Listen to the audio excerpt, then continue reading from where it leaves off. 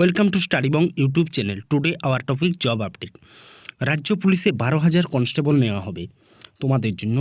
এটা একটা খুব সুখবর যে রাজ্য পুলিশে 12,000 কিন্তু কনস্টেবল নেওয়া হবে খুব শিগগিরই। তো রাজ্য পুলিশ কনস্টেবল পদে প্রায় 12,000 শূন্যপদের বিজ্ঞপ্তি বেরোতে চলেছে। মাধ্যমিক পাস ছেলেমেয়েরা 18 থেকে 30 বছরের মধ্যে বয়স থাকলে আবেদন করতে পারবেন।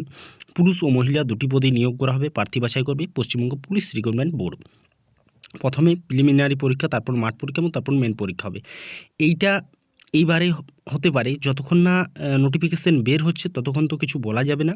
তবে যেভাবে এতদিন হয়েছে সেভাবেই হতে পারে। তারপর যেটা শোনা যাচ্ছে যে না, প্রিলিমিনারি পরীক্ষা হবে না, হবে একেবারে মেন পরীক্ষা। তো যতক্ষণ না নোটিফিকেশান বেরোচ্ছে ততক্ষণ তো কিছু বলা যাবে না। তবে এইবারে আশা করা যায় যে প্রিলিমিনারি এবং মাঠ ও মেন পরীক্ষা তিনটিই থাকবে। সফল হলে ইন্টারভিউ।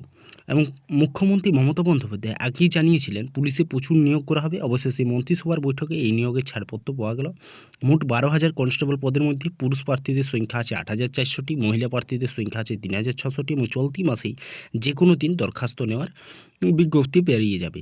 তবে অনলাইনে দরখাস্ত করতে হবে। নিম্নলিখিত তথ্য পাবেন এই ওয়েবসাইট থেকে, অর্থাৎ www.পশ্চিমবঙ্গ পুলিশ বা wbpolice.gov.in। আর এইরকম নোটিফিকেশান বা এইরকম চাকরির খবর পেতে হলে তোমরা আমাদের স্টাডিবং ইউটিউব চ্যানেলে যুক্ত হয়ে যাও এবং এখান থেকে এই সমস্ত পরীক্ষার পড়াশোনা কিন্তু এখানেই তোমরা পেয়ে যাবে। তো আজ এই পর্যন্ত।